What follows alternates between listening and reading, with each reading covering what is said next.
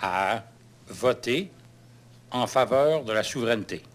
Ce qui devait arriver arriva. 10 jours plus tard, il renonce à tenir le référendum au printemps. Il nous semble indiqué de convier les Québécois à ce moment de vérité à l'automne.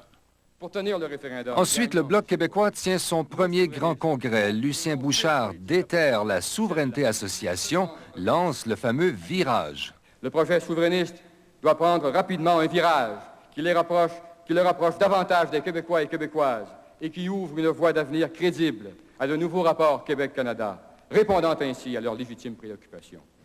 Nous avons écouté le Québec. La Commission nationale sur l'avenir du Québec va dans le même sens et recommande aussi un partenariat politique et économique avec le Canada. Et ça nous amène tout droit à l'entente tripartite du 12 juin, où Jacques Parizeau se retrouve entrelacé entre Lucien Bouchard et Mario Dumont. Le virage est consommé. Le document consacre l'offre de partenariat politique et économique au Canada. Pour les souverainistes, l'entente a l'insigne avantage d'amener finalement l'action démocratique dans le camp du oui. Il est sain que des gens mettent de côté sur une question des points partisans et s'entendent sur un projet commun. Tout est en place. Septembre, le gouvernement péquiste dévoile en grande pompe le préambule du projet de loi sur l'avenir du Québec. Nous, peuple du Québec, par la voix de notre Assemblée nationale, proclamons ce qui suit. Le Québec est un pays souverain.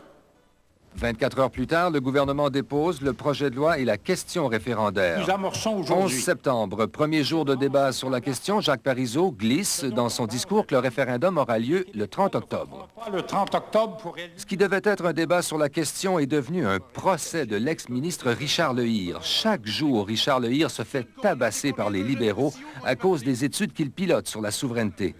Est-ce que le premier ministre veut nous dire ici s'il entend mettre un terme à cette manipulation d'informations, à cette opération de censure et de tricherie? Le débat est rude, déchaîné. L'opposition officielle ne fait pas de quartier. Mario Dumont aussi goûte à l'offensive libérale. Mais il n'accepterait pas que du côté de l'opposition officielle, on me traite de petit trou de cul. Au terme du débat de 35 heures, Jacques Parizeau est de fort mauvaise humeur.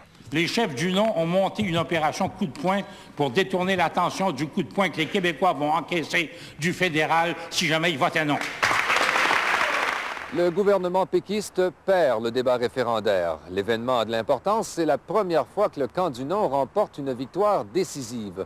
Cela redonne confiance aux leaders fédéralistes, une confiance parfois excessive. Ici Maxence Bilodeau, à Québec. Il y a parfois des moments magiques et heureusement qu'il y en a d'ailleurs. Prenez par exemple cet été cet extraordinaire spectacle en hommage à René Dupéré lors du Festival de jazz de Montréal.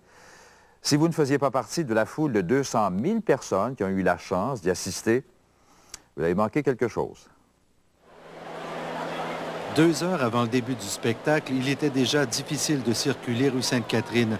Une foule compacte, joyeuse, s'apprêtait à vivre le gros show d'animation urbaine du festival. Et quel show!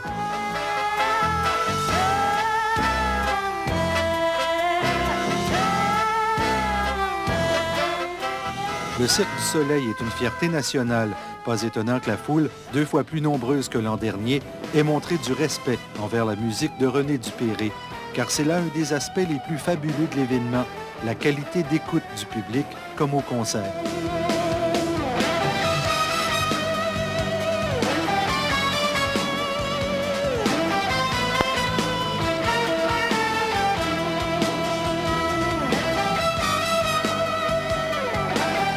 L'harmoniciste belge Toet Tielemans a été remarquable dans ses improvisations.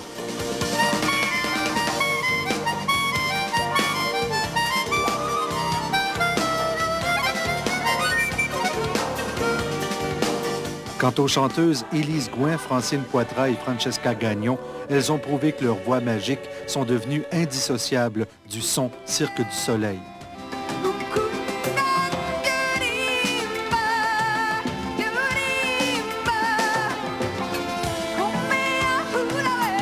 L'aspect visuel avait été confié à Michel Lemieux et Victor Pilon, qui ont eu l'audace de présenter un spectacle poétique à une foule aussi dense. Ils ont gagné leur pari. Dans une chambre d'hôtel, le grand comédien Jacques Godin lisait des poèmes sur l'errance, thème central des multiples chorégraphies qui ont habillé la musique. Son visage éclairé par la lune, au milieu des vagues de l'océan humain. On a vu aussi un cracheur de feu spectaculaire.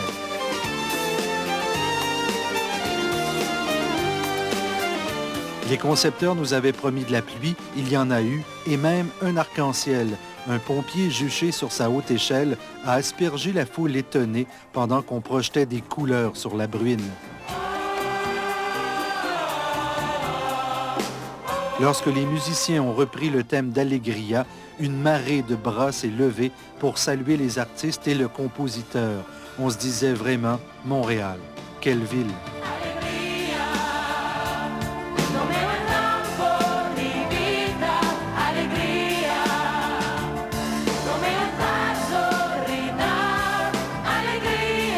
Paul Toutain, à Montréal.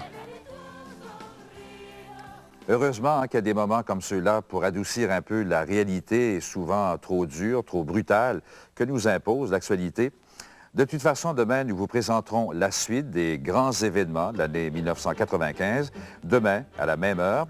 Je vous remercie de vous être joints à nous. Au nom de nous tous, bonne soirée. À demain. J'espère qu'il y aura création d'emplois, dynamiser l'économie.